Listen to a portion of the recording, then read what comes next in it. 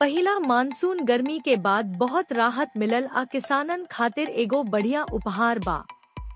लेकिन भारी बरसात के चलते भारत के अलग अलग क्षेत्र जैसे दिल्ली, अयोध्या अवुरी गुड़गांव में पानी के कटौती भइल। अवुरी इंदिरा गांधी अंतर्राष्ट्रीय हवाई अड्डा पर छत गिरला के पीछे भी ई कारण बन गईल, जवना से जानमाल के नुकसान भइल।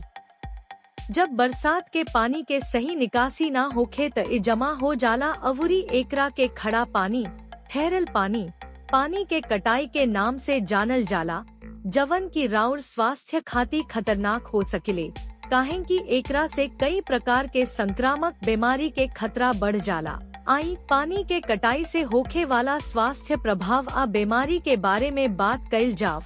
पहिला, पानी से भरल इलाका सब में घातक वायरस आ परजीवी सब के बढ़े खातिर अनुकूल माहौल मिलेला, जेवना से मनुष्य में डेंगू, मलेरिया, चिकनगुनिया आ हैजा हो सकेला। दूसरा, पानी के लॉगिंग से आँख के संक्रमण जैसे नेत्रश्लेष्मशोथ, अवुरी केराटाइटिस हो सकता, जब ये पानी आँख के संपर्क में आवेला। संगी जब राउर त्वचा लॉग पानी के संपर्क में आवेले त बैक्टीरिया अवुरी फंगस राउर त्वचा पर स्थानांतरित हो सकता, अवुरी एक्जिमा चाहे जिल्द के सूजन जैसन फंगल संक्रमण पैदा कर सकता। इतने ना, पानी के लॉगिंग से जठरांत्र संबंधी संक्रमण हो सकेला, काहे से कि ऐसे बैक्टीरिया, वायरस आ परजीवी सब के बढ़े आ प्रजनन खातिर उपयुक्त माहौल बनेला।